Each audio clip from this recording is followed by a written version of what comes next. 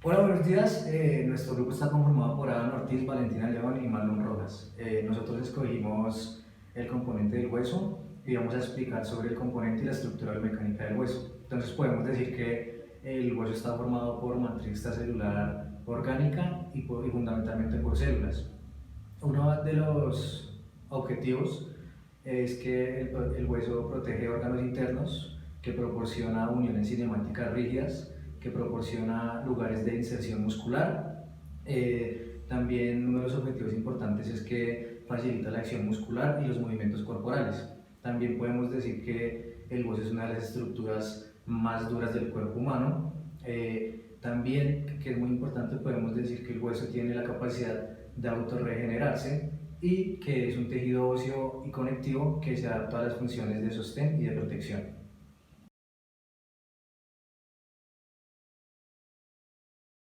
La característica distintiva del hueso nos dice que tiene un alto contenido en materiales inorgánicos en forma de sales minerales. Decimos que el componente inorgánico hace que el tejido sea más duro y el componente orgánico hace que el tejido sea más flexible y elástico. Decimos que el hueso está constituido por calcio, por fosfato y por componentes de oxígeno. Decimos que el calcio, el fosfato y los componentes de oxígeno forman del 60 al 70% del peso seco del hueso y que el agua lo constituye del 5 al 8% del hueso. Y podemos decir que la matriz orgánica forma el resto del hueso. También decimos que el colágeno compone el 90% de la matriz extracelular y forma el 25% del peso seco del hueso.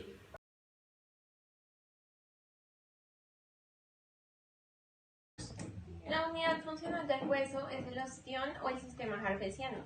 Las fibras mineralizadas de colágeno, cuya sustancia fundamental es gelatinosa, está compuesta por polisacáridos proteicos, glucosaminoglicanos, cuya forma son macromoléculas complejas. El agua es abundante en el hueso vivo, cuya composición es de 25% del peso total, y el 85% del agua que se encuentra en la matriz orgánica. Los procesos celulares se extienden desde los osteocitos hasta los canalículos.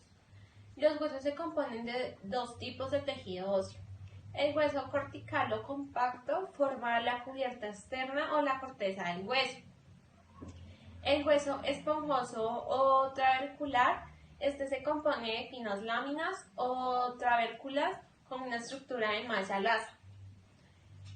El hueso tejido se considera un hueso inmaduro, se encuentra en el embrión, en recién nacido en los callos de fracturas y en la región metafisaria del hueso. Además en tumores, osteogénesis imperfecta y en hueso pagético. El hueso laminado comienza a formarse un mes después del nacimiento, que reemplaza el hueso tejido. El hueso laminado es un hueso maduro que se rodea por una membrana densa fibrosa llamada periocito. El endocito contiene osteoblastos y células multinucleadas llamadas osteoclastos, cuya importancia es la remodelación y absorción del hueso. El tejido óseo puede ser considerado como un material compuesto por dos fases: bifásico, con el mineral como una fase y colágeno y la sustancia fundamental como otra fase. Las propiedades biomecánicas más importantes del hueso es su fuerza y su rigidez. Esto es bajo la influencia de fuerzas aplicadas externamente. El comportamiento biomecánico del hueso es bajo las influencias de las fuerzas. Eso será afectado por sus propiedades mecánicas, sus características geométricas o el tipo de carga aplicada, dirección de la carga o frecuencia de la carga. Bueno, mi nombre es Marlon Rojas y les hablaré un poco sobre el comportamiento biomecánico del hueso y el modo de carga. Entonces, la fuerza aplicada sobre una estructura se aplica en varias direcciones, produciendo flexión, compresión, tensión, torsión, cizalla y cargas combinadas. Hablamos que la compresión es cuando se aplican cargas iguales hacia la superficie de una estructura. Tensión es cuando las cargas son iguales y se aplica hacia afuera de la superficie de la estructura.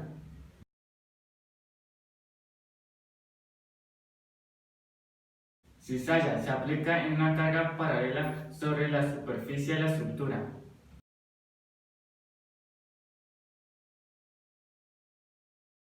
Flexión es cuando una estructura se flexiona y las cargas se aplican, de modo que se genera una flexión alrededor del eje.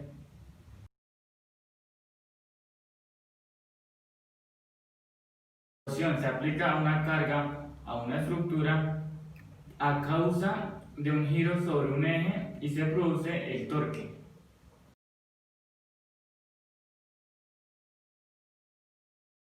En la carga combinada podemos decir que esto está comprometido a los patrones de carga durante la actividad fisiológica, tales como es el caminar y el correr.